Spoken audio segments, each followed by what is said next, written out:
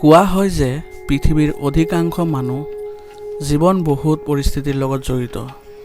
মাজে মাজে পৰিস্থিতিয়ে তেওঁক পৰীক্ষা কৰি থাকে। ভগৱানেও ভাল বেয়া পৰিস্থিতি ৰাখি নিজৰ ভক্তক পৰীক্ষা কৰে। ইয়াৰ আঁৰত ভগৱানৰ ইচ্ছা হ'ল সংশ্লিষ্ট ব্যক্তিজন কোনোবা কাম কৰিবলৈ সক্ষম নে অসক্ষম। কিন্তু আজিৰ প্ৰজন্মৰ অধিকাংশ লোকে বিশ্বাস কৰে যে মানুহে যিমানেই অধিক কৰ্ম সম্পাদন কৰিব সিমানেই ফল লাভ কৰিব। কিন্তু ধৰ্মীয় বিশ্বাস অনুসৰি ভাগ্যৰ আগত আৰু ভাগ্যতকৈ বেছি কোনোৱে একো পাব নোৱাৰে বুলি কোৱা হয়।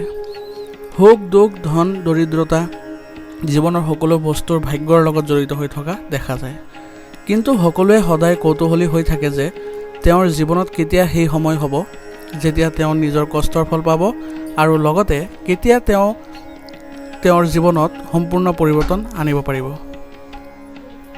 যদিও এই প্ৰশ্নৰ উত্তৰ কাৰো হাতত নাই, কিন্তু জ্যোতিষৰ ওচৰত উত্তৰ আছে।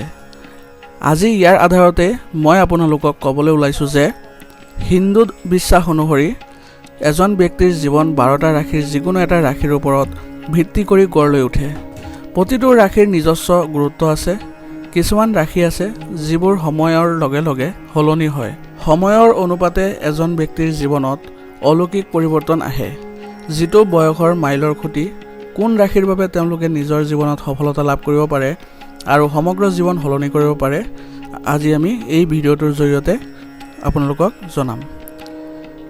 30 বছৰ বয়স বেছিভাগেই উপকাৰী, কিন্তু তাৰ আগতে তেওঁলোকে কঠিন পৰীক্ষাৰ মাজেৰে পাৰ হ'বলগীয়া হয়। কিন্তু এই ৰাশিৰ ওপৰত জন্ম তালিকাৰ প্ৰভাৱৰ বাবে মাজৰ পৰিস্থিতিৰ পৰিৱৰ্তন ঘটে, যদিও বেছিভাগ ক্ষেত্ৰতে অলৌকিকতা 30 বছৰৰ পিছতহে দেখা যায়। গতিকে প্ৰথমে সেই 5 ৰাশিৰ বিষয়ে আমি আপোনালোকক জনাম। সেই ৰাশিৰ প্ৰথম ৰাশিটো হৈছে মেষ ৰাশি। এই ৰাশিৰ লোকে 30, 32 আৰু 36 বছৰ বয়সত নিজৰ ভাগ্য সলনি কৰিব পাৰে। এই ৰাশিৰ বেছিভাগ মানুহেই আৰম্ভণিৰ পৰা কঠোৰ পৰিশ্ৰমী, কিন্তু কঠিন পৰীক্ষা দিব লাগে। কিন্তু 30 বছৰৰ পিছত সফলতা তেওঁলোকৰ ইমানেই ওচৰত আহে যে তেওঁলোকে মাত্ৰ চাব লাগিব, ই তেওঁলোকৰ ওচৰলৈ স্বয়ংক্ৰিয়ভাৱে আহিবলৈ আৰম্ভ কৰে। দ্বিতীয় ৰাশিটো হৈছে কৰ্কট ৰাশি। যদিও এই ৰাশিৰ লোকে 16 বছৰ বয়সতে প্ৰথম সুযোগ পায়, তথাপিও এই সময়ত কঠিন পৰীক্ষা অৰ্থাৎ স্কুলৰ পৰীক্ষাৰ সময়, য'ত তেওঁলোকৰ তাৰকা জিলিকি উঠে। কিন্তু ইয়াৰ পিছত 29ৰ পৰা 32 বছৰ বয়সত ভাগ্যই তেওঁলোকক অনুকূলতা প্ৰদান কৰে আৰু তেওঁলোকে নিজৰ প্ৰচেষ্টাৰে সফলতা লাভ কৰিব পাৰে। তৃতীয় ৰাশিটো হৈছে সিংহ ৰাশি। এই ৰাশিৰ মানুহে 30 বছৰ বয়সৰ পিছতহে সফলতা লাভ কৰে। ইয়াত কোৱা হৈছে অৱশ্যে ইয়াৰ বাবেও 16 আৰু 24 বছৰ বয়সত সফলতাৰ দুটা দুৱাৰ মুকলি হয়, কিন্তু 30 বছৰৰ পিছত ভাগ্যই অলৌকিকতাৰ দৰে খোল খায়। 28ৰ পৰা 32 বছৰ বয়সত সফলতাৰ সকলো দুৱাৰ তেওঁলোকৰ বাবে খোল খায়। চতুৰ্থ ৰাশিটো হৈছে মীন ৰাশি। মীন ৰাশিৰ লোকৰ ভাগ্যৰ সম্ভাৱনা 16 বছৰ বয়সৰ পৰাই আৰম্ভ হয়, যদিও 28 বছৰৰ পৰা 35 বছৰৰ ভিতৰত তেওঁলোকৰ ভাগ্যৰ দুৱাৰ সম্পূৰ্ণৰূপে খোল খায়। এই সময়ত তেওঁলোকে যি কৰিব বিচাৰে তাকে কৰিব পাৰে আৰু যি বিচাৰে তাকে লাভ কৰিব পাৰে। পঞ্চম ৰাশিটো হৈছে তুলা ৰাশি। তুলা ৰাশিৰ 32, 33 আৰু 35 বছৰ বয়সত তেওঁলোকৰ ভাগ্যই অনুকূলতা প্ৰদান কৰে আৰু এই বয়সতেই তেওঁলোক ধনী হ'ব পাৰে। এই বয়সৰ লোকসকলো 30 বছৰ বয়সলৈ কঠিন পৰীক্ষাৰ সন্মুখীন হোৱা দেখা যায়। কিন্তু তুলা ৰাশিত গ্ৰহৰ ট্ৰেনজিটৰ বাবে কিছুমান মানুহে সোনকালে সফলতা লাভ কৰে, যদিও বেছিভাগ ক্ষেত্ৰতে 30 বছৰৰ পিছতহে ভাগ্য জিলিকি উঠে। এতিয়া আহোঁ আমি বাকী ৰাশিবোৰৰ বিষয়ে। বাকী ৰাশিবোৰৰ বিষয়ে ক'বলৈ যাওঁতে প্ৰথমতে আমি ক'ব লাগিব বৃষ ৰাশিৰ কথা।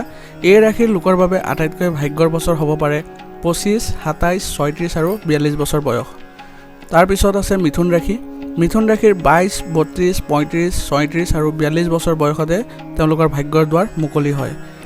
এই বছৰবোৰত তেওঁলোকে কঠোৰ পৰিশ্ৰম আৰু কৰ্মৰ জৰিয়তে নিজৰ ভাগ্য সলনি কৰিব পাৰে। তাৰ পিছৰ ৰাশিটো হৈছে কন্যা ৰাশি।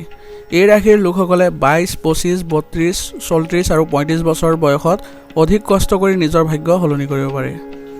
তাৰ পিছৰ ৰাশিটো হৈছে বৃশ্চিক ৰাশি। বৃশ্চিক ৰাশিৰ জাতকৰ বাবে 22, 25, 24 বয়স এনেকুৱা যে আপুনি ভাগ্যত চহকী আৰু সহজে প্ৰতিটো সফলতা লাভ কৰিব পাৰিব। তাৰ পিছৰ ৰাশিটো হৈছে ধনু ৰাশি। ভাগ্যৰ উত্থান আপোনাৰ বাবে 16, 22 আৰু 32 বছৰ বয়সত মুকলি হয়, যদিও কষ্ট কৰি সফলতা এই বয়সত আপোনাৰ ভৰিৰ ওচৰত থাকিব। তাৰ পিছৰ ৰাশিটো হৈছে মকৰ ৰাশি। মকৰ ৰাশিৰ লোকে 25, 35, 36 বছৰ বয়সত সকলো সুযোগ আৰু সফলতাৰ পথ মুকলি হয়। তেওঁলোকে অধিক ধন উপাৰ্জন কৰি নিজৰ ভাগ্য সলনি কৰিব পাৰে। তাৰ পিছৰ ৰাশিটো হৈছে কুম্ভ ৰাশি।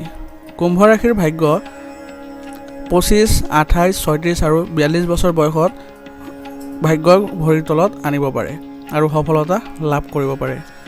আজিৰ আপোনালোকৰ এই ভিডিঅ'টো ইয়াতে সমাপ্ত কৰিছোঁ। যদি ভিডিঅ'টো ভাল লাগিছে তেন্তে লাইক কৰিবলৈ নাপাহৰিব আৰু যদি চেনেলত নতুন হৈ আহিছে তেন্তে চেনেলটো ছাবস্ক্ৰাইব কৰি ল'ব এই ধৰণৰ ভিডিঅ'বোৰ পাই থাকিবৰ বাবে।